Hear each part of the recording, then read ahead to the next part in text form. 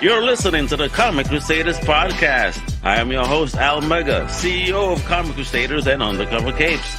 In this show, I'm sitting down with creators from all walks of life to talk about inspiration, process, the lessons they've learned, and a whole lot more.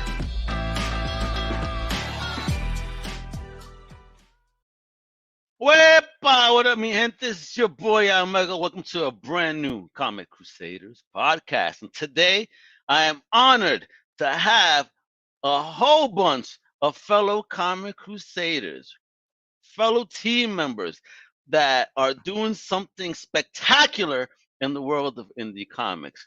So let me bring in the Black Lion, all right, if you will, the man that has put all this together. This is his dream. He's my boy from Cinema Crusaders. He's a writer. He's also doing stuff with ASAP, and now he's building his own baby. The one, the only, D.W. Howard.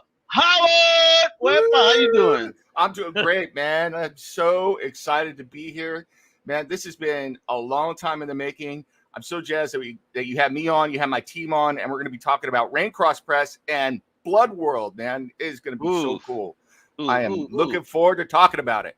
So talking about teammates, let's bring them up one by one. Another fellow Crusader that joins me on some podcasts. You're right. He also is part of Sloppy and Cinema. The one, the only, Mr. Jeff Bracey. What's popping? Oh, me. Hey. Oh, yeah. Yeah. I'm really glad to be here. It's really weird being on the other side of things. Usually I'm there interviewing with you, and now I'm being interviewed by you. So this is there we go. This is pretty surreal. And it's well deserved because you're the boss, man. Not only is this man a writer on Blood World, he is also the art director for the project and an artist as well. So he wears multiple hats. Oh, he does. He's wearing the Mr. Happy hat today. Yeah, this is not my only hat. I have many hats currently. Awesome. Let me bring up the next member of the team, another fellow Crusader. All right, also doing the cinematography. And he does dope articles for Comic Crusaders. You got to check it out. The one, the only, Mr. Shadewing. What up, homie? How you doing? Hi. Pretty good. Glad to be here and glad to be involved in all of this. This is a crazy project and with a lot of people I love being around, so I'm glad to be part of it. Awesome. And the reason he has his camera off, folks, is because his beauty is too much for our cameras to take, apparently. Yep. Well, yeah, it's so bad. It's so bad that the Streamyard hates my face. So. There's not enough bandwidth for the beauty that is Steve Shadewing Sellers. And next up is Steve's big homie and honorary Crusader. You know, he's the creator himself with some dope stuff. You know, coming out via Overman Comics and more. The one, the only, Mr. Mike Nunley. Hey! Thanks for having me on, man. I'm really excited to be here, man. This is a really cool project, and I gotta say, Comic Crusaders is one of my favorite podcasts to go on, man. So I'm really excited to be here. He's saying that so that way I don't ask him any of the hard questions. And then last but not least is my big homie. Like, he joins me also on podcasts when it's related to music. I mean, he is a music pro. He's also the host of Sloppy Spoilers. The one, the only, David Taylor. What up, homie? How you doing? What's up? I'm good. Good to see everybody. Good to be here. Oh, look, he put it on his Barry White voice today. Yeah, that's sexy voice to go with that sexy logo behind him.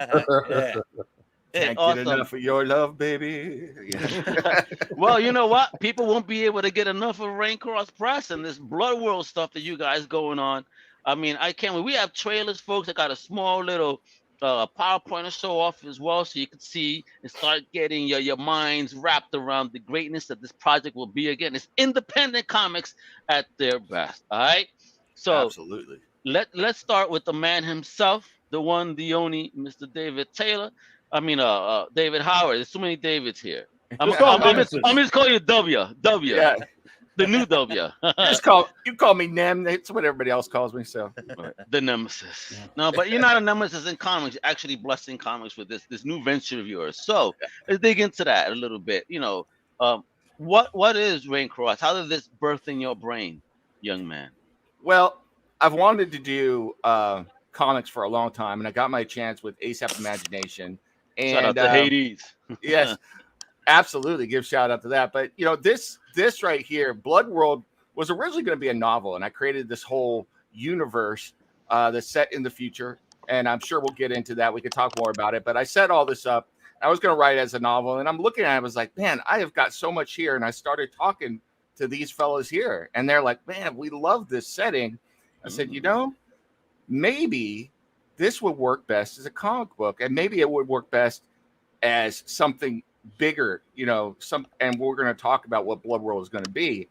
And as we talked, everyone got really excited about the project. And I had ideas for Raincross Press for a long time to do self-publishing for my own novels and things like that. But this was the perfect launch point for it. And these guys' enthusiasm for the project really spurred me to take that leap and create Raincross Press. And Raincross Press is named after my hometown. So I live in Riverside, California, and that symbol is the symbol of my hometown of Riverside, California. Oh, word. So it's the Raincross. So yeah, so I'm representing Riverside, giving some love to my hometown. And at the same time, we're going to be bringing some awesome independent comics. And that really is the birth of Raincross Press. So I have to give it to these gentlemen here. Their enthusiasm for the story drove me to take that step and do all this work, because there's a lot of work involved with getting us all to the ground, and there's a lot of work writing and doing all this stuff. But man, their enthusiasm, every time I think that I'm like, man, I'm tired, I want to do this, I think about what we're going to deliver, and it just pumps me up, and I want to do even more work. I want to do websites, I want to do merchandise, I want to spread the word, I want to get this out there. You mean like that website right there, raincrosspress.com, you could get more information? Yeah, absolutely. We got it out there, and we're going to talk about Blood World here coming up, I know. But, our goal is that for too long, the only way to get a science fiction anthology graphic magazine was 2000 AD or heavy metal.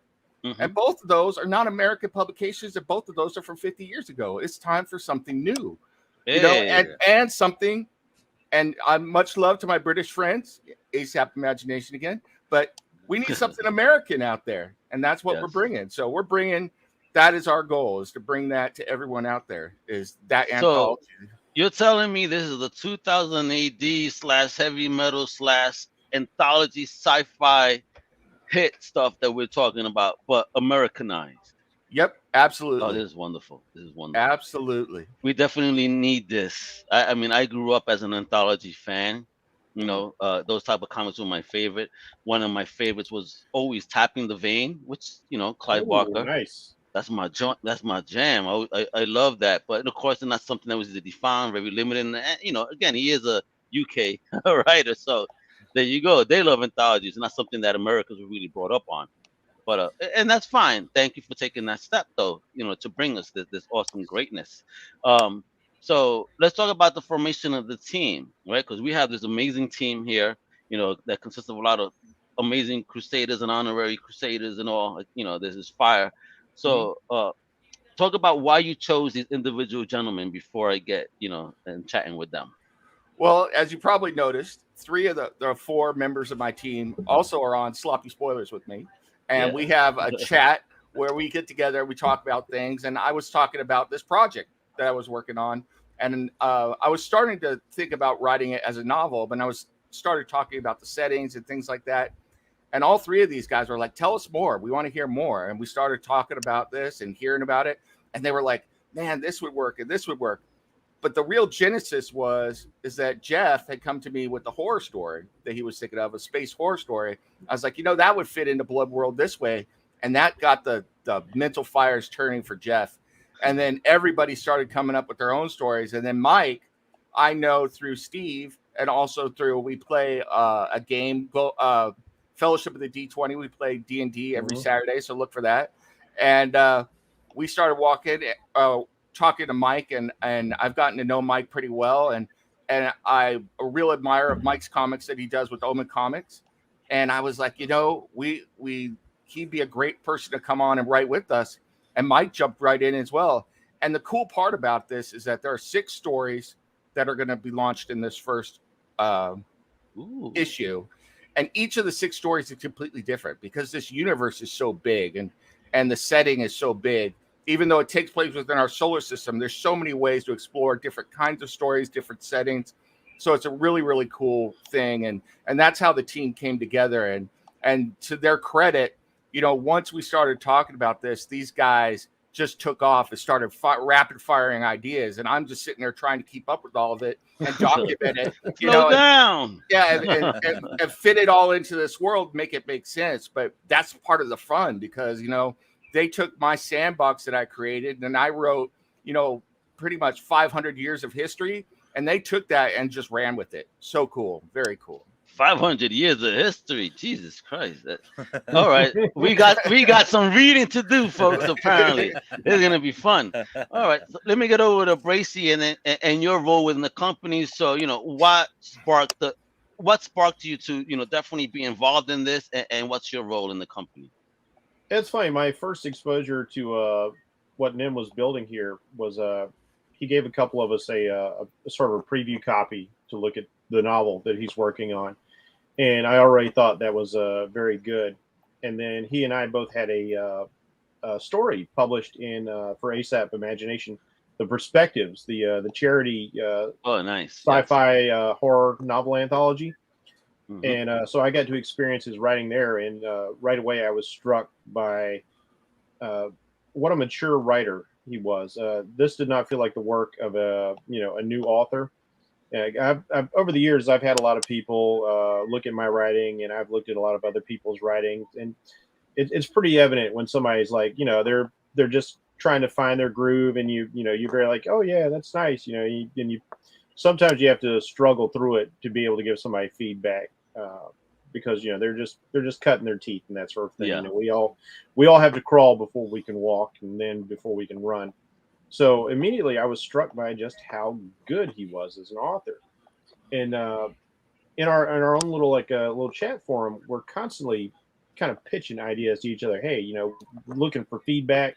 You know, what do you think about this? What do you think about that? And I'm a big fan of horror, but also cosmic horror as an H.P. Lovecraft fan. But I've never written a piece of cosmic horror because I didn't think I didn't want to do anything as derivative. I wanted something that was really uniquely mine. And I finally came up with an idea that I really liked. And Nim here just like, man, that idea is so cool. And it would fit so well in this setting. And as we started talking about the setting, it's like you said, like we all got excited in the chat talking about it. I was like, oh man, you could really do anything with this. Now I got rid of the idea. I decided I want to keep that idea for myself. But in talking about the world, because Nim has created this incredible sandbox of ideas that you can tell practically any sort of story you want. And when you see the anthology, you will, like as I constantly tweet in our posts, we have sci-fi, we have horror, we have noir, we have drama, we have intrigue, mystery. It's everything, you know.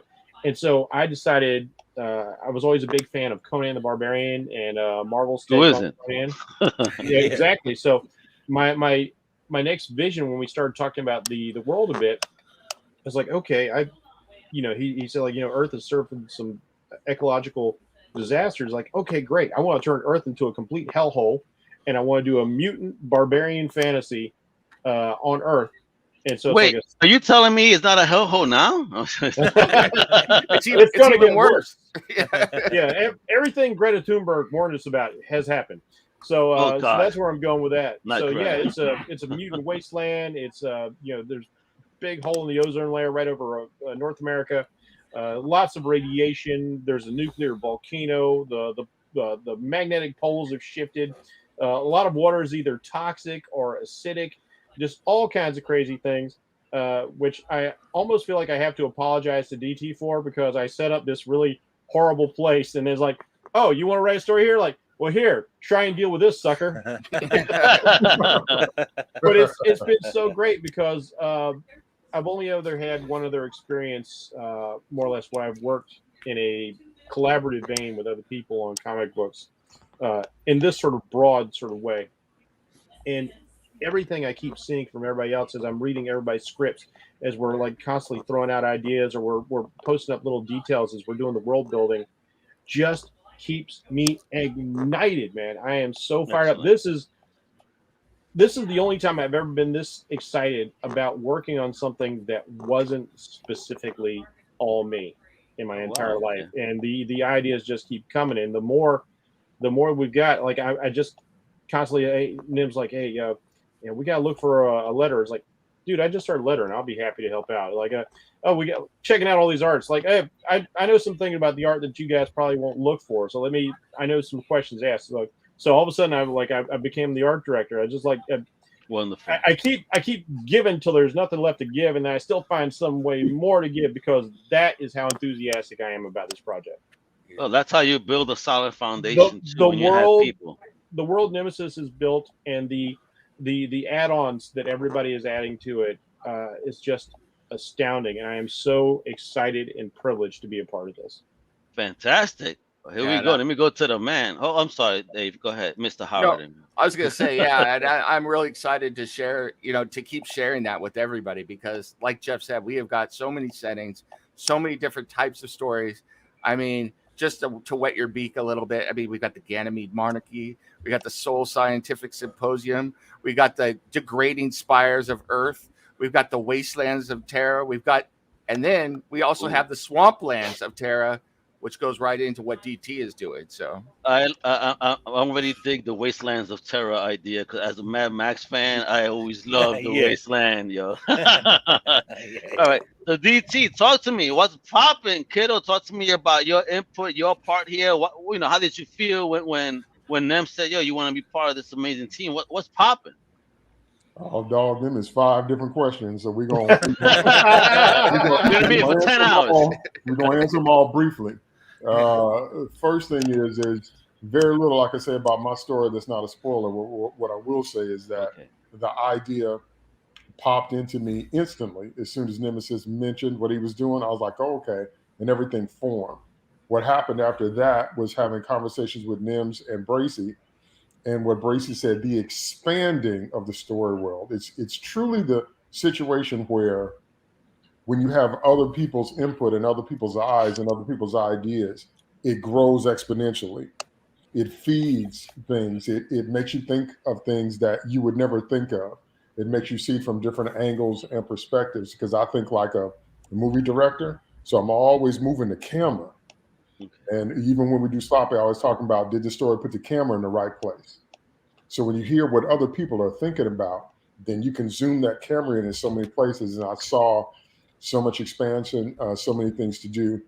So in a nutshell, my story is about some folks in the wastelands or the swamplands, and what that means in juxtaposition to the antagonist, and how they have to respond to their challenges, what that means based on age, on faith, on technology.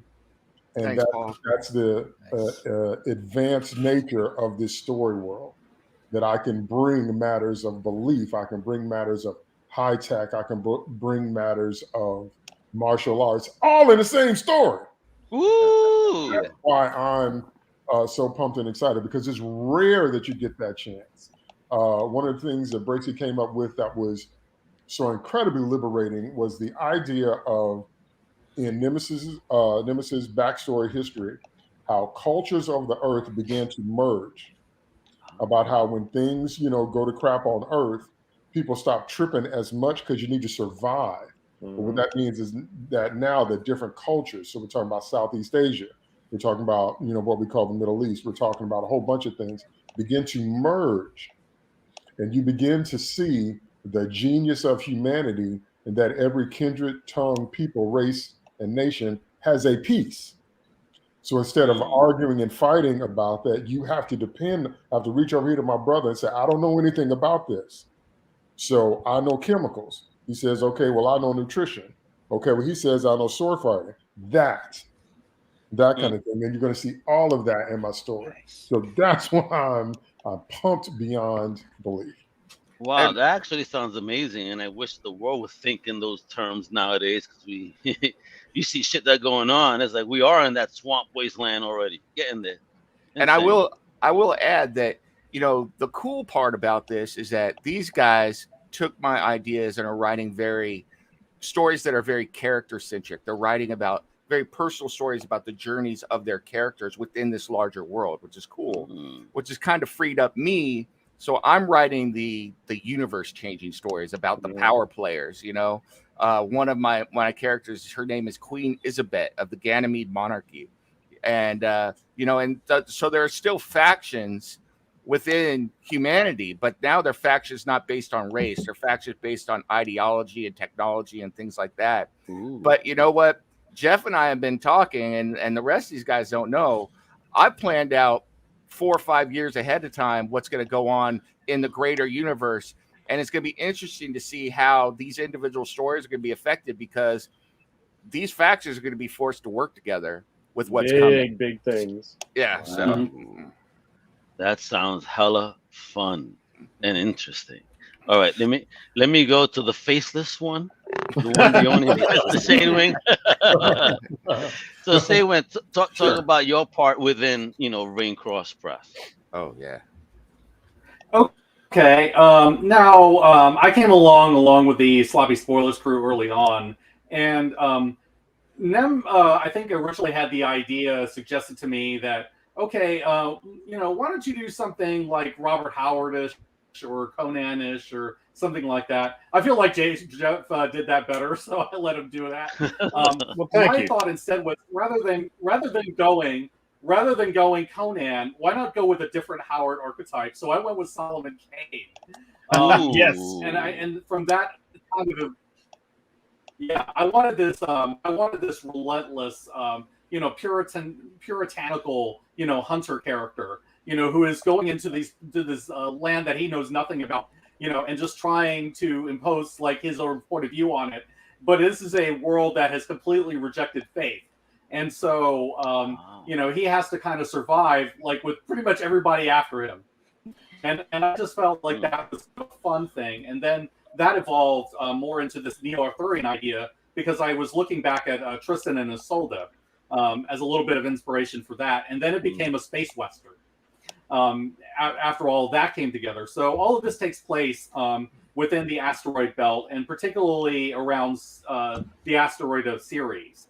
And I felt like that would be just this great place to have this no man's land, you know, where you have these people who are trying to live independently from the craziness going on Earth and on S3 and in the Ganymede monarchy. And these are people that fought very, very hard to stay independent from them. And they actually hatched out a small republic. And so you want to think about like maybe like the American Republic was like maybe like late 1700s, early 1800s. They are very weak and they don't have a lot of influence. And so the peace is kind of maintained by this station called Persephone. And it is a very fragile piece. And so when you bring in somebody like the Inquisitor, who tends to cause chaos wherever he goes just by being himself, we get to see how crazy that gets, and how all of the factions are involved with this, because he's on the hunt for a psychic who had left his homeworld, and he has to try to find this person. But she's mixed up with the corporations on Ceres.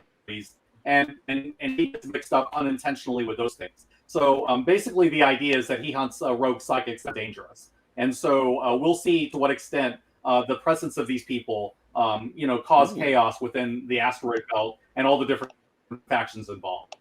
So now you got me thinking, because how can he hunt down psychics? Because wouldn't they see it coming? Unless he is special himself. Ooh, wait a minute. and one of the things that he has specially devised weapons for that. What I say. Gotcha. And one of the things that Steve alluded to that's in the backstory is that at some point in the history, all religions became illegal. So religions were banned, and religious people were excluded from most of life. And there was eventually a religious rebellion on Earth, and they fled. And then they were exiled, and that's how the Ganymede monarchy was formed.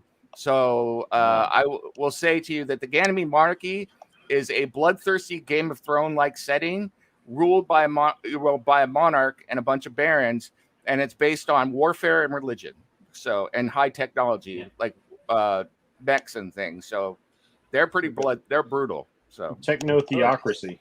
Yeah. Ooh.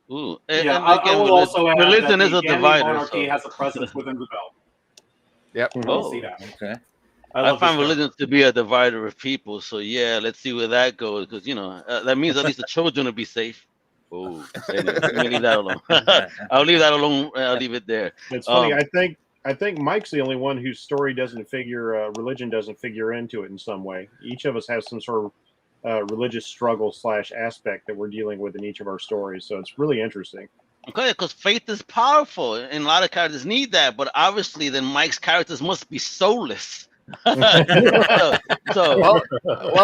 where I will say that and Mike will expound on it, but where Mike is playing, they worship something else. They worship that thing that's up there at the top of the screen, the DNA helix. So Oh, really? Mike, tell me about it. How did you get involved in the project, and give me some tidbits about your story? All right. Well, Nem approached me about maybe wanting to do a story in it, and I'll be honest, I was a little nervous at first. I've done a lot of writing in my own sandbox, but I've never been in somebody else's before. You know what I'm saying? So okay, I was a little nervous about that, but I've recently been in kind of a stretching my boundaries area with my writing. And one thing I have never done before is a noir or a sci-fi story. And so actually I was thinking, what about a noir sci-fi story? We'll just blend them together. And it was inspired in large part between Blade Runner 2049 and Seven. Ooh. And so like Nem was talking about there, everything in this society of the Soul Scientific Symposium is all based around DNA in some fashion. They even the leaders in the world themselves are like highly rated geneticists. You know what I'm saying? They're the leaders. This entire society is built up. The entire structure is built on what kind of genes you have and whether or not you're acceptable or whether or not you're not. Wow. That kind of thing. So as far as the detective angle goes, I can't say a whole lot without spoiling anything. But I will say that it really does have a Blade Runner type of feel with it, where we're talking about different types of people, and how those people are going to interact with the rest of the world. But it's a very personal story based on the perspective of a single detective that is kind of struggling through this series of days. Okay, But, series of days. Ooh. Yeah, we're delving into philosophical stuff, into the meaning of life kind of stuff. It digs into a whole bunch of areas, and it's really got that old school kind of noir detective feel to it. You know what I mean, with the narration and whatnot, and with the dialogue. That he also works with a partner too, so. There's that relationship building there as well. And the cool part is that Mike really took this in a completely different direction than I thought it could go. I had no thoughts of doing something like that, and he did it because the sixth story that I'm writing 2 stories in the anthology, is also based out of the Soul Scientific Symposium, but it's a story about an assassin unit. That's within the Soul Scientific Symposium, and those assassins are called Blood Race. And Blood Race have the unique ability to be able to real-time change their DNA and form their bodies into whatever kind of form that they need. So weapons, gills, wings, armor, you name it. But when they do this, it causes damage, genetic damage, and you do enough damage, they basically just disintegrate. So they have a number.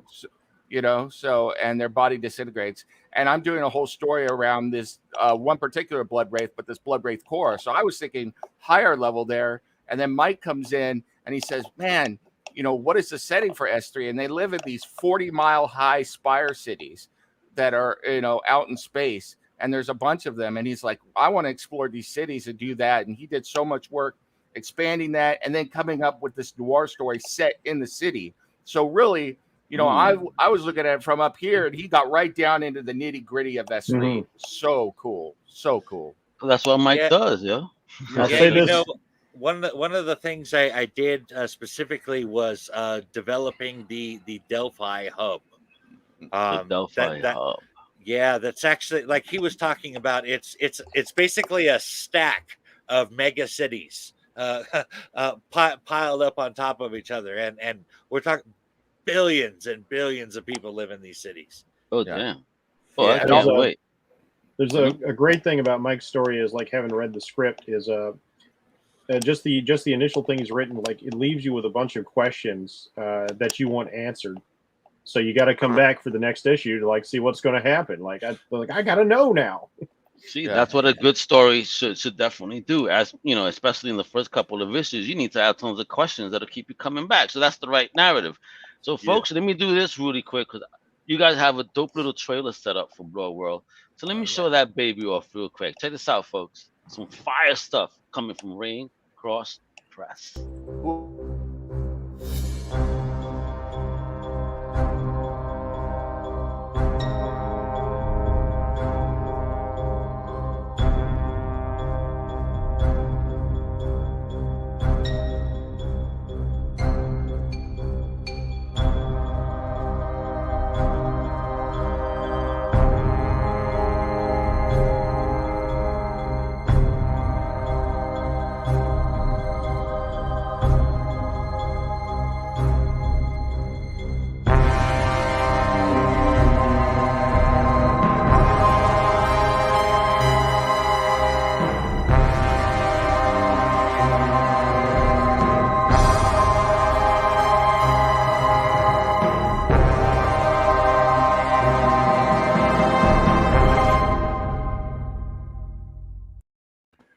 Jesus Christ.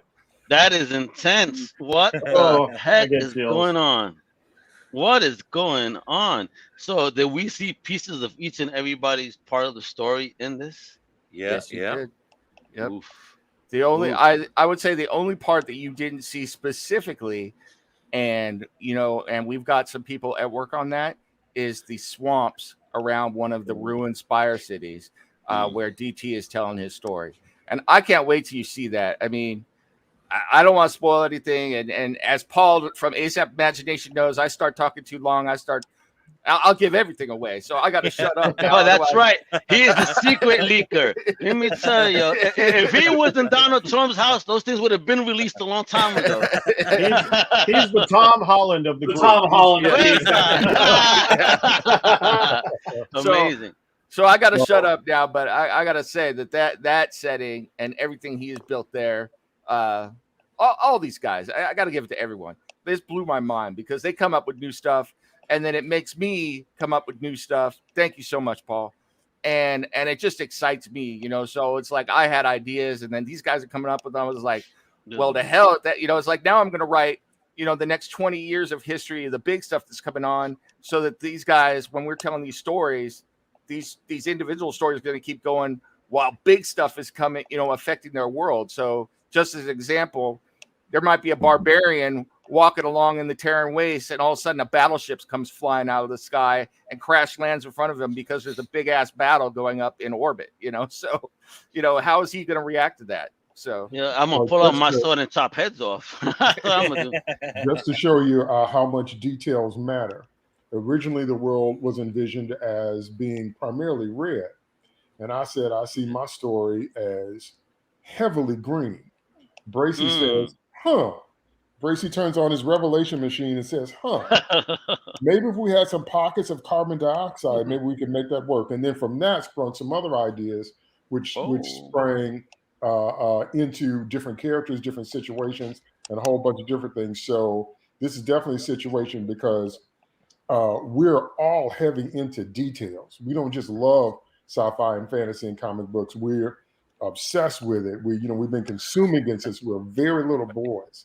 Yeah. And so in creating this type of thing, the details matter. Everything you see, the combination of gases in the air, what people breathe, what people eat, that kind of thing, everything matters. And these are the kinds of stories that we always have and have always wanted to sink our teeth into. This is DT is right on point. This is one of the things that I love. Every single one of these guys, I have been in meetings for hours with them just talking about the world, and we're discussing and throwing ideas around. And that one particular meeting with DT, with Jeff was in there as well, and we just started coming up with the ecology of the world. You know, you blew my mind already. Pockets of carbon dioxide. Like, how effed up is this world? I mean, where you gotta have pockets for greenery to survive. I love it already. We're world building fanatics, and at first, when I thought I was going to be the only one playing on Earth, as it were, I just started developing this big ecosystem because I'm a big fan of what James Cameron did with Avatar. One of the things that most impressed me about that film is when I look at the ecology of the world of Avatar, it works. It's very incredibly well thought out. You'd think the guy was a zoologist the way he approached it. And Cameron's an artist himself, so he did some of the creature designs and things. So he thought about that. So I started building a world that was partly based off of conditions on Venus and conditions on Mars mixed in with Earth, because Nim had told me that the Earth had suffered a whole bunch of ecological disasters. So I was like, okay, so what would Earth look like without its ozone layer? You know, what would it look like without this and that? And I started building all that. And then when DT comes in, you know, you've got to collaborate. You can't just say, well, this is how it's going to be because I made it all, but it's not really my thing because Nim is the creator of all this. And so when he said he wanted a green world and a green palette, I started thinking about how okay, you know, even if 70% or more of the water has burned off the surface land mass because of the radiation and the solar radiation, within the crust of the Earth, there are still entire oceans, gigantic cisterns, waterways, things like the crust of the Earth is pockmarked with caves, because I'm a big nerd. I know all this stuff. And so that would allow for life as we know it to kind of filter back to the surface. So we do have pockets of fresh water. And if plants have had to adapt largely, my conception is like, because this thing is like this barren radiation sort of a wasteland / deserty kind of feeling, everything in my area became predatory, including plants. But if we're going to have plants that function like plants, let's say the carbon dioxide forms these canopies of clouds, which protects the plants from the radiation from the sun. And so it acts as a mini atmosphere, allowing them to grow, and people live there because plants give off oxygen. And so you have this really wonderful symbiotic ecosystem in miniature on this mostly blasted world. So do any of the plants say, feed me? They, by the time they say feed you, you're already being fed on. Hey! You know, and like I said at the beginning, you know, originally this was going to be a novel or a series of novels, you know, but if I had done that, it would have only explored one little part of this whole world. And so all of this building and all that we've got going on and all that I would like to do in the future, I mean, we've got a lot of big plans and we're doing the hard work now because we've got to get this off the ground. But, you know, I had said to myself a long time ago, my ultimate goal, my ultimate dream is if I could create something even half as good as what Herbert did with Dune, you know? And when I see all this is building and when I see the potential, I'm like, this could be a system, a world that I'm not going to say is on par with that because you know, that's very egotistical. But like I said, if we could get close to it where people, you know, years from now are looking at this and are asking those questions, like, how does this work? What does this do? Man, that's some exciting stuff for me. So I already could see the Raincross Press universe book like Marvel used to do back in the day with character synopsis, worlds, and buildings. Yeah, I want to see all this. I mean, I feel like we're contributing to an IP that will outlive all of us. And the closest thing we've seen was when Marvel had its Epic line, which was kind of their answer to heavy metal. And I really miss that. I wish that had lasted. And, you know, like he says, we get on these video calls, you know, and the ideas start germinating, like, and it's always giving you something. It's like, oh, I didn't think of that. You write it down, or somebody will say something in the chat, like Nim said something like jokey in the chat, and the next thing I know is like, okay, I've got a new creature. You know, it just comes up like that. It's like, this is in the world now. And it's exciting. You know, it's like, it reminds me, you know, I've watched that documentary about Image, you know, before it went crazy with Liefeld and all that stuff. And I've watched, you know, all of that. And it feels like that. It feels like a bunch of creators who have come together and are moving forward with a common goal. But unlike Image, where they were each doing their own thing, we're all coming together to create this one product. And I think one studio. Yeah. Yep. Wonderful. Absolutely. And talk about the But logo also, designs. And all. Sorry, go ahead, Dave. Yep. Also, Nim is, being quite modest in terms of his writing. If you've ever read it, his writing actually transports you to the world he's talking about. And so when he's Ooh. talking about Dune-esque comparisons and the kind of thing that's going on, that's why I instantly could relate to everything that he was saying, because he's the kind of person that cares whether or not the bolt on the armor is round or octagonal.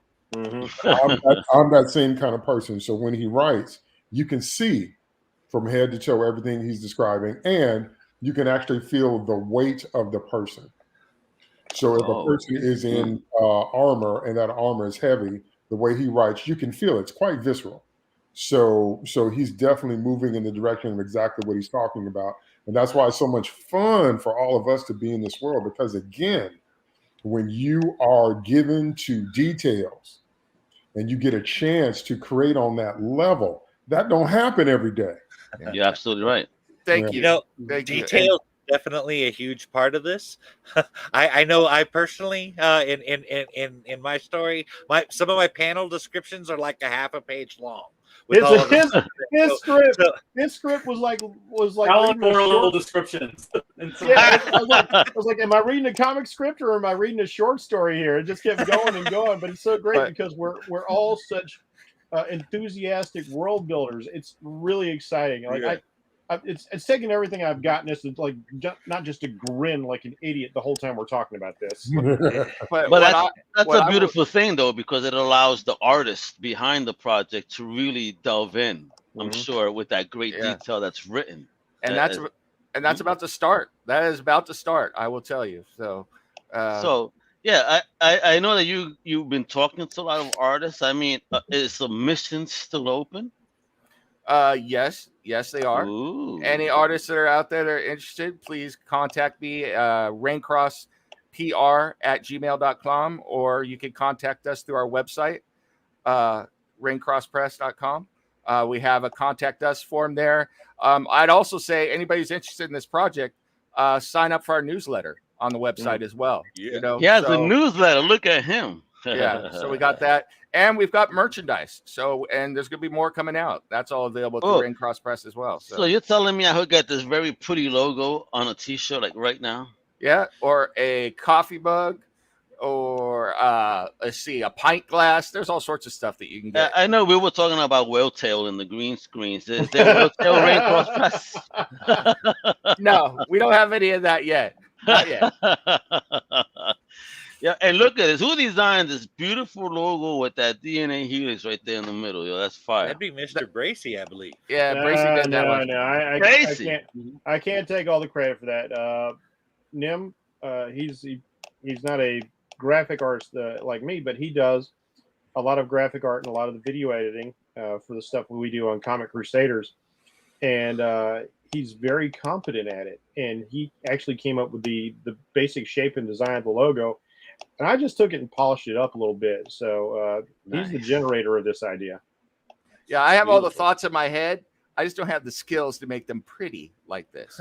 So isn't that awesome though, that you have someone though that you could basically say, this is what I want, and they somehow dip into your brain with a fountain pen, right? Like dipping it, and all of a sudden the idea is put onto paper in the way that you envision it. It actually saved me. It saved me a lot of time coming up with a logo on my own. It's like it gave me a really good foundation to work from. But it's been but Jeff is being modest now, because Jeff has done a lot of design work. Like you said, he's just doing all this stuff, and that's why we decided to name him art director. Now that's something. This is just a concept. What's this? With it. That is the symbol for the Ganymede monarchy. That is the royal coat of arms for the Ganymede monarchy. So.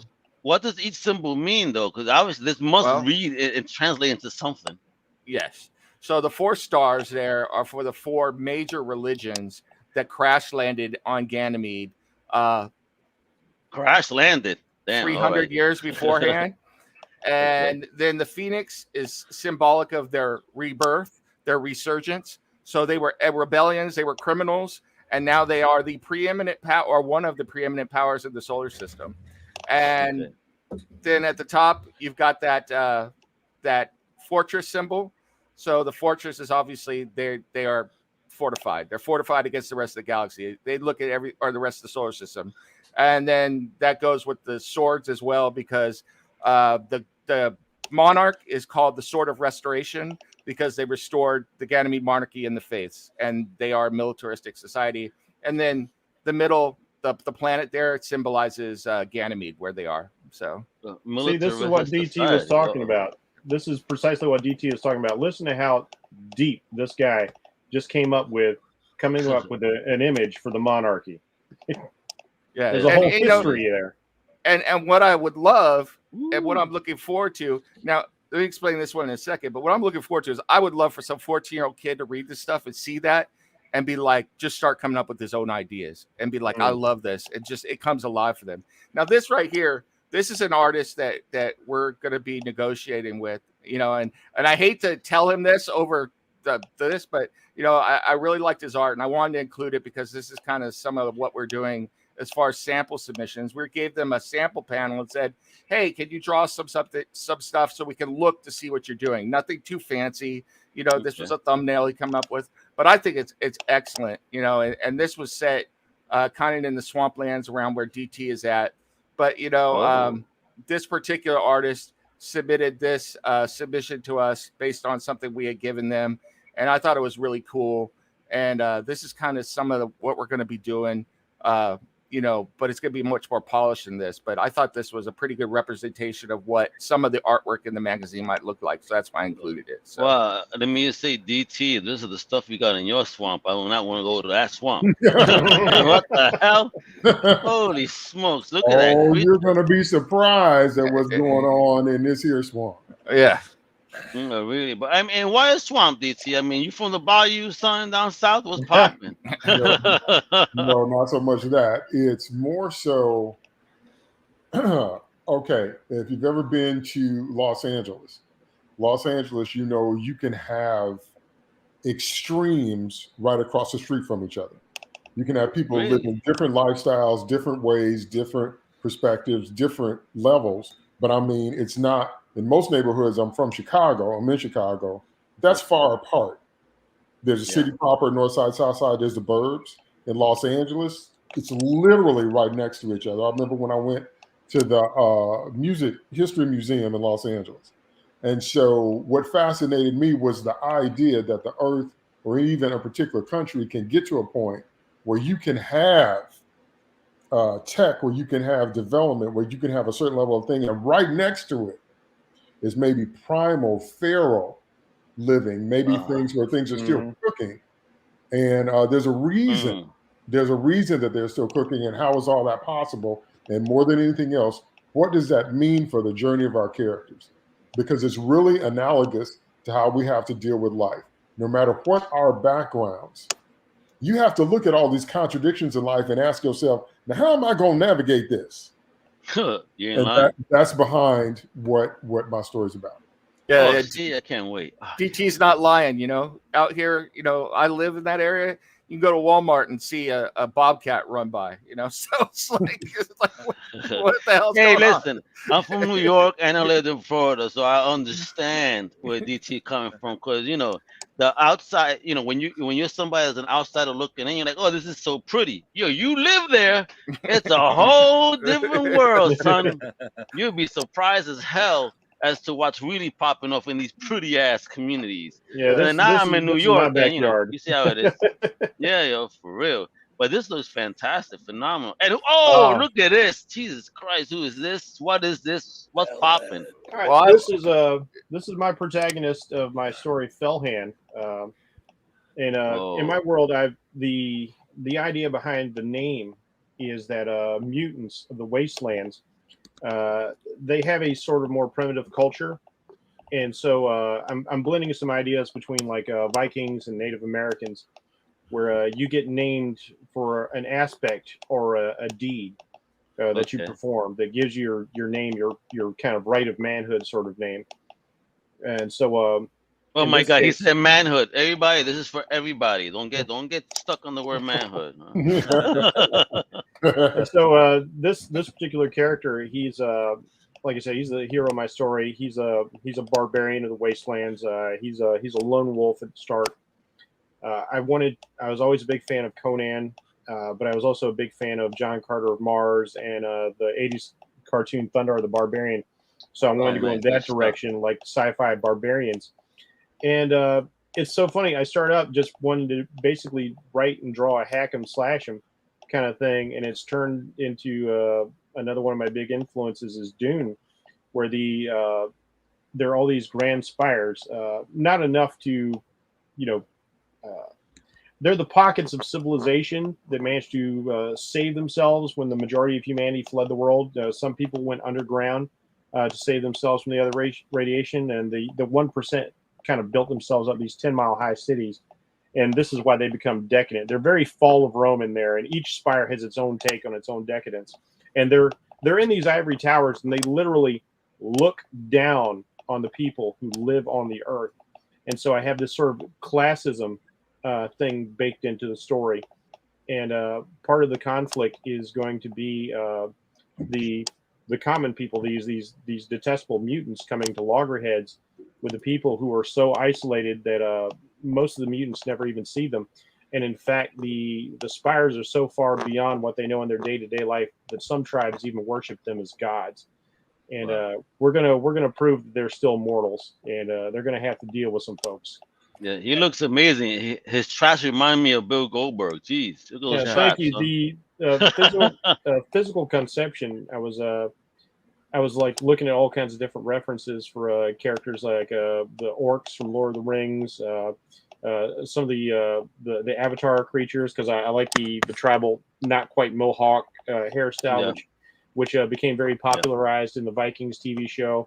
Yeah. Conan, drawn in marble, was always drawn with red skin, which I always thought was really interesting because Conan is a Celt in the stories, but as he travels around, he becomes very bronzed as he becomes like a sailor, and he's in all these sun-baked lands. So I wanted to reflect that this is a very baked and radioactive land, so he needed to have this red skin to protect him from his harsh environment. I will say you've heard about these huge cities everywhere and all this stuff. One of the cool aspects, and it's part of Jeff's story as well, is that the common technology everywhere is that they have learned to be able to harness, control, and focus gravity. So, oh man, that's the secret of how they built the pyramids. I'm digging it now. That's the secret. They harnessed gravity way back in the day, and then those secrets were burned off. I really believe that. That was really Nim's idea. I asked him how people did space flight, and they said, "Well, we got a gravity drive." Because I was trying to figure out how do you keep a 10-mile high city from toppling over. I was like, okay, if I can manipulate gravity to some degree, you can do that. And it's reverse magnetism, kiddo. and that becomes the focus of Felhand's weapon. He has a magic sword, which is a piece of forbidden technology from the old world, from the last war. Whoa. Which is called from our world. Blade. Yeah. But that is not this. This is not a sword. This is something related to Steve. I'll let Steve explain. Oh, really? Because this looks crazy. Yeah. This has those Voltronist fields, that type of stuff. What's going on here? Mm-hmm. Well, this ship is called the Sword of Avalon. That is the ship of the Inquisitor, who is the main character that we're talking about. I wanted it to have that Arthurian look. I wanted it to be, a bit of like on the Claymore side. I like the way that Jeff really interpreted this. I think it looks very much along the lines of what I was thinking with, all the right bells and whistles added to it to make it more dynamic. I just think it came out great. Yeah, this is actually a spaceship that's cruising around the asteroid belt with that crazy ass Inquisitor and it going and hunting down people. If you want some technical specs, like you can see like the bridge up front, the pommel on the back is actually the main gravity drive, whereas the two wings there, the glow there is the basically sort of the maneuvering thrusters, if you will. And if you look around the front of the tip, you'll see a number of different ports, and those are weapon systems. See, this makes a lot of sense to me, because I am a sci-fi fan. Like, this is a ship that could travel in space, because we can't have a traditional plane like we see on Earth traveling in space. It ain't gonna happen. Those wings will be knocked out in no time. This design makes so much sense. But I'm also thinking that Unicron could probably use this as a sword. Like, geez. And that's the beautiful thing about that's the beautiful thing about designing something for zero G. Even though you see them take the Enterprise into atmospheres in Star Trek, you totally wouldn't unless they have some other technology on there.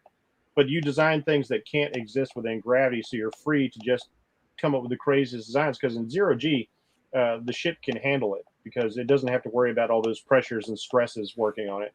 Yeah, and and I spent. I do a lot of time, I don't know if my wife wonders if I'm working sometimes, but I do a lot of time sitting looking at the ceiling, thinking about stuff. And so the gravity drives, the way they work is that basically they manipulate gravity to either fall forward, which is acceleration, or then a source of gravity is put behind them to decelerate. And then they move the gravity around the ship to turn and things like that. So you don't need thrusters. You just create gravity. So. Oh my gravity God! bubble. And I will also say that the creators of this ship weaponized. So you're going to get gravity-powered railguns.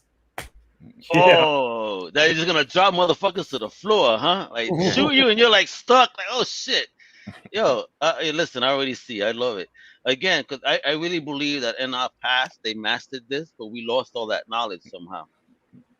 I really believe this for some odd reason. Because again, we might right? We might be interviewing a guy who's going to illuminate all that for us. So. Oh yeah, hopefully we will with that doctor talking about God and the soul and all this craziness. So I'm like, I'm ready because you guys are already introducing a lot of that, right here in this brand new. You heard it, folks. Brand new comic book universe. I need you guys to follow them on Twitter and Instagram, like right now. Go visit the website, sign up for the newsletter.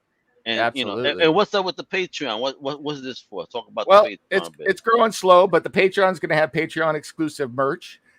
We eventually wanted to do Patreon exclusive, some writer talks and things like that, where we discuss what's going on. You get some behind the scenes stuff. We're also going to give people first looks at designs and pages and things like that. And it's going to grow slow, I think. Because people, I think rightly so, are careful of their money and they want to see what we can produce, but we're going to get it out there and get people excited for it. And who's that? This is DT's world. Yeah. Yo, DT, talk to me about this dude, son. What's going on? Okay, that is Bracey's rendition of an updated suit. In my world, we do have the Yakuza. They have survived, and they survived a very specific way. And so we were talking about if they had a traditional look, which some do, but what if they had an updated look?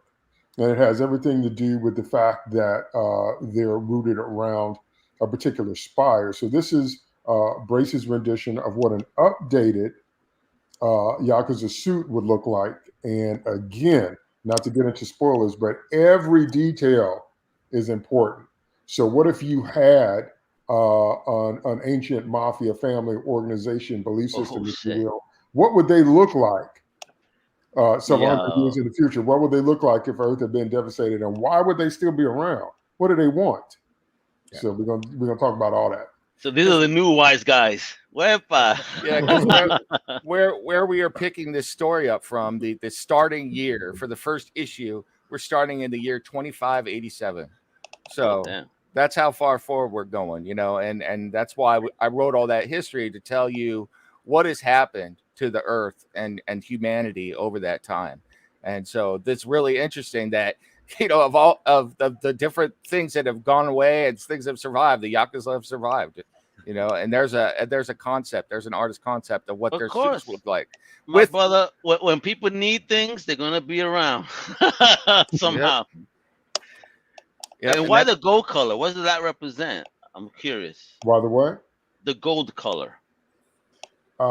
It's more of a representation of the stark black and white suits that they might wear and how you might imagine them looking now. What would that look like in the future? And remember, if the Earth is devastated and the climate has completely shifted, what does that mean for the people that are still here? Okay, so there's so many stories happening off planet and other situations. What about people that hung around on Earth? What would that look like? And how would the class divisions be? And just so many different things. So we're going to be talking about all that. And yeah, so if I say too much more, I'm already don't do the nem. Don't do the nem. Don't be Nem Holland. right. I see the needles going over the Spoilerville. So This ain't sloppy spoilers. Hey, let's not be Nemesis Holland. I got a hard time not spoiling things with my own comics when I'm talking about them. I feel Nem's pain there. I get so excited and want to share all these ideas and everything, and it's like, at least if I spoil anything this time, I'm spoiling my own stuff. But these guys will kill me, you know. It's like, but I know other people who are like, every time I go on, they're like, Nemesis, make sure you do not spoil it. You know what Nemesis did? Nemesis, right before the podcast, basically put a pillow on his face and said everything he had to say, spoiled it, and then now he's under control. Right. It's the hardest thing to do because it's the hardest thing to do because we're also eager to share this world with everybody out there. Absolutely. Well, I don't blame you guys. This stuff looks fantastic, and once again, folks, look, it's up on screen yet again. I need you guys to follow Raincross Press. Just as it sounds, right? Twitter and Instagram, the website, and the Patreon. It's all Raincross. Hold on, them. RAINCROSSPRESS. All right, I'm spelling it out for you guys. It can't get any easier. All right, go ahead now. Yeah, and we're also on Facebook now. That just happened today. So you got a Facebook too, and is it the same handle? Yep, absolutely the same. I will say. I mean, this magazine is going to be really cool, and we're building it right now. I mean, we're going to have the stories in there. We're also planning on adding advertisements from within the world. So you're going to see stuff, advertisements and tech inserts and news stories that are going to be peppered throughout the magazine to break up the stories and give you more flavor of the world. But, you know, it's the nature of all this that you need money to do it. So I'm going to say that, you know, we're announcing this. We're building stuff behind the scenes. Eventually, we are going to be doing a crowdfunding for this first issue, but we want to build this so eventually it becomes self-sustaining. But we want to get out there. We want to get people excited about this project. And this is why I was so excited that I could be with you guys here today and share my crew with you and this idea and talk about it, because we're working hard behind the scenes so we can get this off the ground. I gotta ask, now that you say the word crowdfunding, have you guys decided as a team what would be the best platform to use? We have not decided yet. I am leaning right now towards Indiegogo, though. So okay. Hey, why not? There's nothing wrong with the platform. Who cares who uses it, folks? Don't get stuck on that. It's a platform for creators, not for a particular group. Yeah, my vote for Indiegogo is because they have the in-demand feature. So after your crowdfunding is done, as long as people are still interested, you can just keep that rolling for as long as you need to. Nice. I will share, though, that when we do crowdfunding, we're going to have tiers. We're planning on having alternate covers. We are going to be talking to a well-established artist in the comic book industry to do an alternate cover for us. What a tease. You can't give us any hints, right? I'm asking the wrong guy. He's over there biting his tongue right now. No hints. But we're going to do variant covers. We're going to have tiers with merchandise. We're going to offer a digital-only option for those people who like digital comics. Nice. And tell them how much they're getting. Yeah, you are going to be getting.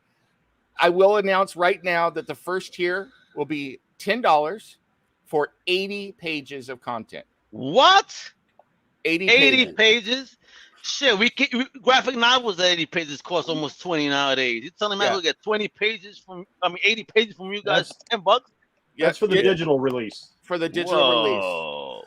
So when we go live on our crowdfunding, the first tier will be digital only, 80 pages of content.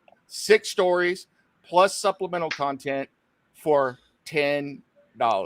Will that be the standard across the board, though, for the anthology? You know, to be that many pages, will it get shortened as future issues come out? I mean, what's the plan for the size of the book?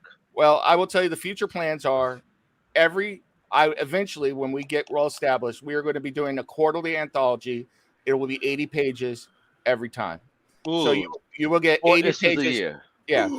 Plus, those stories will be put together into collections for single issue floppies and trades made available.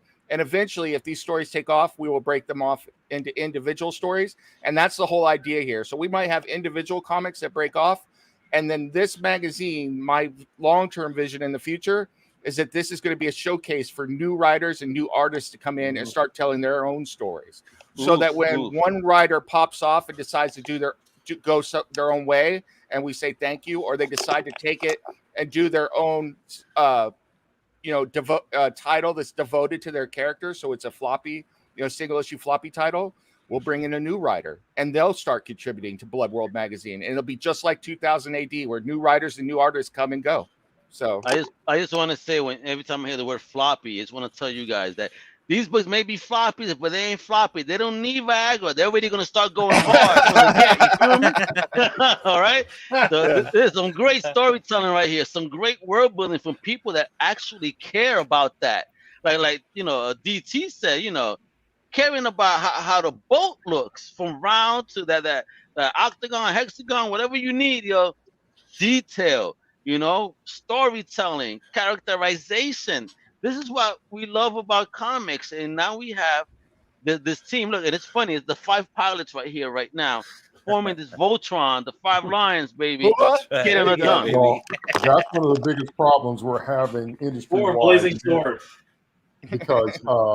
Because marketing 101 is knowing your audience.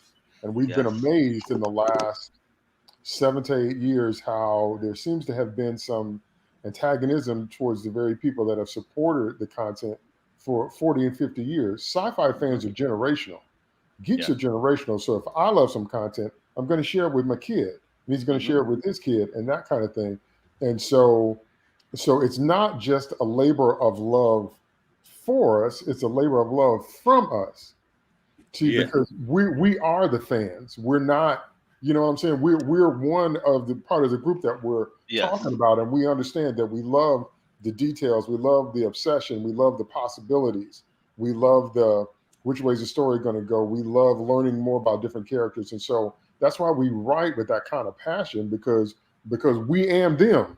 So that's what I mean when I say it's such a real labor of love, because that's what we want. We care about all this stuff going on this week about She-Hulk and all this stuff going on with the later stories. I'm like, if you didn't understand the character, if you didn't read the Byrne run, if you didn't understand the fourth wall breaking, then maybe normies might like it, but we're like, what are you doing? And so it's refreshing to be able to operate in the story world where we get to really feed all that, because those are the kind of people we are. And ain't no fans like sci-fi fans. And that sounds like it could be a song. I mean, to illustrate that point, I've been like everybody here. I've been reading comics since I was a kid, but I started buying and collecting comics with my own money about 1980, and it's 2022 now. So that's 42 years as a customer. Damn, bro, how old are you? Because I was what, 6, turning 5 then, and you were already making bank. Your lemonade stand was popping, huh, Bracy? I'll be 54 this year, so I've been in it a minute. My hope is that 10 years from now, that these guys are writing individual titles if they so choose, and that the 6 writers on Blood World, or the 5 writers on Blood World, are a bunch of kids or people that started reading this in 2022 or 2023. There were 14 then, and are 24, 25, 26, and are breaking their teeth. They're break on Blood World, and they're getting their start in Blood World. That's what I would love to see, is that the next generation is coming up, and then they're taking over Blood World, and it is a forum for people, science fiction writers and science fiction comic geeks in the U.S. and around the world to tell their stories. Because, this is a U.S.-based company, and right now we're U.S.-based writers, but I will tell you, our art team is going to be international, Oof. And can you tease that? Because I know you were giving me some hints personally, but can you tease anything on the art or no? I can tell you that we are looking at studios in South Africa. We're looking at artists in Italy, letters, in Mexico. I believe that's where he's from, Mexico, correct? Argentina. Yes. Argentina. You're Latino. Argentina, not Argentina. We're looking at people in artists in Argentina. We're looking all over the world. Wonderful. The UK. So we are just looking for talent and people that are as excited about what we're doing as we are. And that is one of the things that we're doing, is that that's another thing that I look forward to helping kids with in the future, is that I really believe that the artist and the writer are a team. They got to work together as a team. So, I mean, we're taking that approach where the artist and the writer have to have the same vision and be able to work together to deliver a coherent story, Oh, man. You know how important that is? Because you could tell in a comic book when that connection is not there. Yeah. So it's nice that you actually are very conscious of that.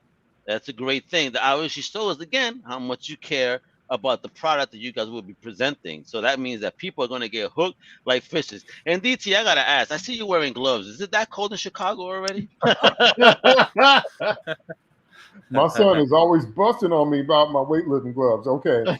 I'm on my laptop so much, the edges of the laptop cut grooves into my palms, and it irritates and cuts the nerves. So I just put my gloves on to mitigate all that.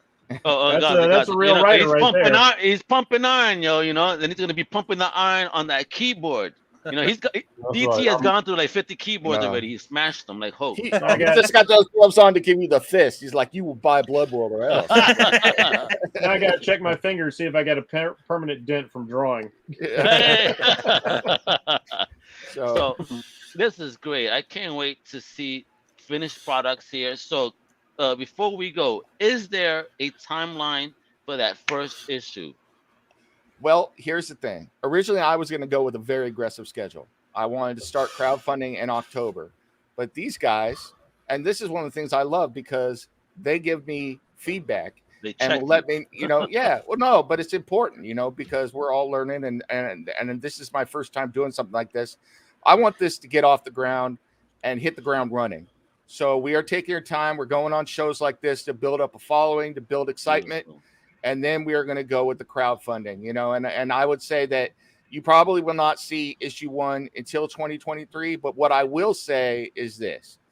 One of the things I hate is when you create a crowdfunded project and you don't get the project. You don't get what you paid for. Oh, like me. I understand. Anytime soon. So as soon as, I have secured some funds and I'm already looking to get some artwork, some initial artwork done on the pages. But once we get enough money, those artists will be working. And I will promise this, everyone will get their magazine in a timely manner. And I'm hoping it will be within, drawn, done, delivered, physical copy within 3 months of us being funded. So, yay. See, that's what I want to hear, because I've been waiting 10 years or 12 years waiting for a certain project. Homie, where's my book? But whatever, it's all right. And that's about being a fan too, because I think that we owe it to those people who are passionate enough and loyal enough to support us, that we show that love back to them by giving them what they bought and giving it highest quality and giving it to them on time. So I commit to that. The artwork that I saw in the trailer, I'm sorry, just the artwork that I saw in the trailer, is that a sample of the artwork we were seeing in the stories? That is concept art that we're working off. So. Oh my God! Because if you guys are gonna land that type of artwork, oh my gosh, this is gonna be the biggest thing ever. It's very important to me because I've been planning my own comic book universe for a long time before Nim got me involved in all this, and so I've been studying a lot of crowdfunding, seeing what worked, what different, who succeeded, who failed, and figuring out the whys of it. And so it's incredibly important. And I want to make sure that I was able to impress this upon Nim, that we want to be able to deliver. And, you talk about how, like, you've been waiting on this project forever. There's nothing worse than just getting ghosted on a project. Yes. So we want to make sure, like, you will, if you back us, if you give us your time, your money, your effort, your interest, all of that, you will be notified on a weekly basis. We'll let you know what's going on. We'll make sure you get little tidbits of art, little behind the scenes kind of information. If you sign up for the Patreon, I would love to do things like maybe me and the guys discuss writing process, art process, things like that. You should have a Discord channel. Have a Discord channel and do a monthly meeting with people and just talk about the world and get them excited. I think that's what you guys should do. That'll just make more work for me. So. we are absolutely determined to give you the very best we can given our budget and individual levels of skill, because And the time. independent market and time, because the independent market has started to explode, and we've got to compete with everybody else in the world, and we want to show you why it's worth it to come check us out. Yeah, It's a beautiful thing to see indie blow up the way it has, because it's well deserved. It's about damn time. And I want to share a lot of that background with everybody. I want to share those tech specs and stuff, but it's like we got to figure out the best way to get it out there and do all that. And you know, the other thing I will say real quick for everyone, the other thing that was of much importance to me was that we will not have people draw art unless we have the money to pay them. Yes. You know, Ooh. You heard, this is pay to play, folks. You're gonna get involved. You're gonna get paid. Yeah, you've seen this. Like, you've seen wonderful. I've seen so many crowdfunders, and I hate it when, like, the crowdfund was funded. It says it's funded. You say you're going to get your book by then, and then, like, you get a notice like, hey, you know, we've run out of money. But you got the money. You got the money. So Did you budget? Yeah, when we were looking for artists, we assured them, it's like, you will be told, pencils up, get to work when the project's funded. We know you have the money. You know you have the money. Yeah. It's go time. But I think that's important. And one of the things that was concerning to me is I went to so many artist groups, and the number one question I got from all of them is, this is a paying gig. And, you know, it's like, as writers, we expect to get paid for our work, and we get paid in a different way than artists do. But it's like, artists, you know, that's a lot of work as well. They deserve to get paid. Yes, and so that is something we are devoted to as a company, is that artists that do work for us will get money when they do the work for us. You know what it is, though? What I see from you guys is that the reason you think like that is because you guys are also individual creators of your own stuff outside of what you guys are doing here as a group. Yeah. So, you know, you guys actually understand and feel the struggle. And so thank you for even, you know, bringing that to the table and being real about that. It's not many people are real about that. There aren't. A lot of people want to hide and do some BS in the game, because you listen, you know, we all love this game, right? But the game is still rough because it is entertainment, and the entertainment industry ain't easy. It's a weird thing being an artist. I can't tell you how many times, and I fell in this trap a couple of times myself, of working for quote unquote exposure, which never netted me any other work, and definitely never netted me any paying work. And I've spent anywhere from like 8 hours to 16 hours on a page, depending on if I'm just doing pencils, inks, colors. You know, if I've got to do everything, that's a grind. Let me tell you, even when you love it, it is a grind. So, you know, we have to pay people for their time, their valuable time, because of all the commodities you get in this world. The one thing you cannot make more of is time. You ain't lying. I mean, I know that Shay Wing and Nunley over here, because of Revelation and Omen Comics, could definitely attest to that, because they've been in the game already with their own label and doing projects, right? Oh, absolutely. So how do you feel about hearing them talk that way about how they want to help creators? I like that. It makes me feel confident in what we're doing. It makes me also believe that others are going to be confident in what we're doing, and that's exciting. What about you, Shay Wing? Because you've been working hard in the background. Yeah, I'm absolutely on board with that. Up front with possible with our audience, and I feel like, you know, these people, having worked with them for years, you know, I know they're straight shooters about everything, and I feel like they're going to be delivering that with the audience as well. So I'm not really worried about it. Yeah, excellent. And I have to give love to the people that came before us too. You know, it's like I've had been able to see a lot of people do this stuff. One of them is this guy down here, Almega, who taught me that it's no good to dream about stuff. You got to do it. There's a lot of people that have a lot of big dreams, but if you don't do it, it doesn't come to anything. Another one, I'm going to give a shout out to him because he's been a big influence on me, is Paul Hades. You know, Hayden. Because I've seen what he's done, and I have my own personal style, but I've taken a lot of, you know, looked at a lot of what he's done behind the scenes and then adapted to the way that I wanted to do stuff and then move forward, you know. And then I've got my own experiences, and then I've got these guys that I've leaned on. But I mean, that's the way you do it. And that's what I'm talking about, is building a culture. Like I said, 10 years from now, I'd love to see kids. I'd love to see kids that work with us 5 years from now working somewhere else and being successful. This is what I want, because this new culture, I want them to be creating their own labels. This is what it's all about. We need to bring this back and bring all of this and build this. And I hope that, because you saw what came out of 2000 AD, you've seen all of the great stories and writers and artists that have coming out of that.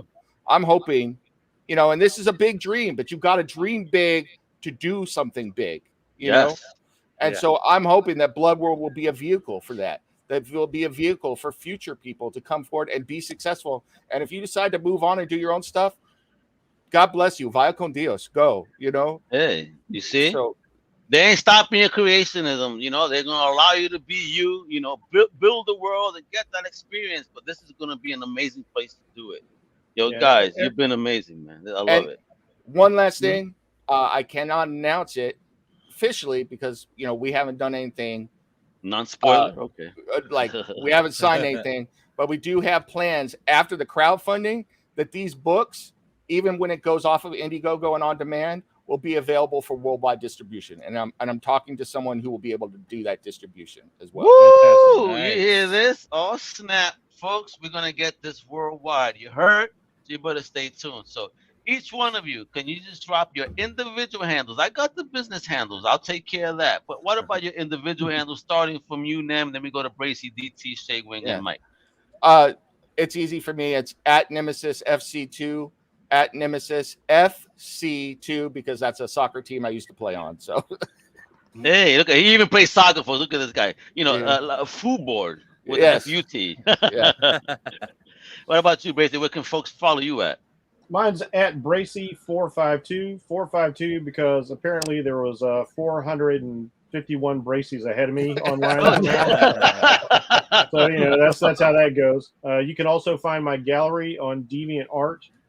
Which is Bracy 100 on DeviantArt, and you're the 100th on Deviant. Okay, at least I managed to get the much. I prefer nice, easy to remember round numbers like that, and then I also have an Instagram, which I don't remember if it's Bracy 100 or 452, but like if you see Bracy online, probably me, and always look for the smiley face or look for the Mr. Happy the figure, because that's what I promo all the time. That's my branding. There's 100 other deviants named Bracy out there. So. What about I like the way you put that. 100 other deviants. My handle's right on the screen. You can follow me on Twitter at DT2 Comics Chat. I'm on Twitter every day. Yes, you are. Talking comics every day. You be starting some stuff though, DT. No, I'll be telling the truth, and folks that's don't. Right. Know. He's not that's what I'm saying though. Well, that's listen. Different. No, but that's the whole shit I'm trying to say here, because when you starting some stuff is when you put the truth out there, people be getting all amped. They lose their mind, and my response to that is, oh well. Yeah, I love it though. I listen, folks, for real. Like, if you want to see a dope Twitter, I always say people, you know, my homie Chris Buse follow Crusader, but DT, yo, you're not left behind. He'd be asking some questions and making some statements. You'd be like, yo, oh man, hold on. I have to chime in. There ain't no way you could not chime in on one of his tweets. Some really epic pop culture and comic conversations come out of those threads. He's out there preaching. So oh yeah, I'm gonna call him Reverend DT. The Reverend of comics. Hey, I've been loving comics since I was 4 years old, and you know, the last thing I said, which I will stand by because I've been saying it for years, we have always been the most diverse and inclusive community that there was from the beginning. There are no barriers to entry when you love comic books. People don't care about age, ethnicity, first language, socioeconomic class. We don't care. We have never cared. We're here to enjoy the story worlds, and I refuse to sit back and let anybody ruin that. Oh, I said it. Facts. Reverend DT has preached the sermon. Hey. Awesome. What about you? Have an amen. Yeah. How do I follow up that? Well, yeah, my handle is at Shade Wing. It's pretty simple. I also talk about Revelation comic stuff at Revelation Comic. So that, you know, that's talking about, you know, Blitz. That's talking about Mike Nunnally's other book, Crusader, which came out recently, and it's awesome. Go check it out. Yes, it is. And so that's pretty much where you can find me. Excellent. And Big Mike, where you at? Well, My handle's a little complicated. They wouldn't let me spell my name right. So it's Michael, Michael, and then Nunley. But you leave off the Y, throw on a 5. So it's Michael, Nunnele 5. Okay. But it's across the board though, right? Like the Musketeers. Yeah. Okay. Yeah, that's what I heard. I was starting to hear Mickey. Right? Hey, we might get sued by Disney if we sing that song. Yeah, I know. I got Jesus. Yeah. You got me almost hyped. Let me start singing. All right. I live too close to Disneyland to say that. I say it 3 times. They come out of the mirror like Candyman or something. Oh man, right? Mickey Mouse looking all crazy. Talk coming up your ass. That'd be crazy. I love it. You've been very bad, Nemesis. Man, is that gonna be Blood World? Part of Blood World, a crazy ass Mickey. Oh, there's an idea. What happened to Disney? Oh, wait, what happened to the mice? Now there's an idea. What happened to Disney? 500. Oh, we're gonna dial that in there. That's an entire episode of Sloppy Spoilers. You know what I mean? All right, I love it. But you guys, again, so everybody watching, listening, for real, it's Raincross Press on Twitter, Facebook, or Metaverse, whatever you prefer to call it, until you get adjusted, and then Instagram. All right, and then of course to have a brand new website. Go visit that website like now. Sign up to that newsletter so you can stay up to date. When this baby goes live, you're gonna make it rain on these boys like they were stripping at a strip club for you. But this is some fire stuff. Let me tell you. So raincrosspress.com for info on the projects, and of course, cool merchandise. You already saw some. You get that dope logo, the other logo, the crest, the alien. I mean, whatever you want to call them. That's what you get in here, all right? And of course, check out the Patreon for exclusiveness, because I know how you guys like that exclusive goodies. So go to the Patreon for Raincross Press, sign up today, start pitching in, because this is the future of indie. I mean, independent comics is amazing. And when I see the people that I know, I am so proud. Flowers time, guys, because that's what we do at CCP, all right? Flowers, a very huge thank you to each and every single one of you. Not just for being my friends, being contributors, but for being brave and bold enough to want to go ahead and create something new and bring a whole new range of entertainment to us. Thank you so much, because it's people like you that we need in the world, man. People that are just that bold and want to do something different. And actually, based on the conversation, I could tell how much you actually care about the readership, the fandom, the detailing, the stories.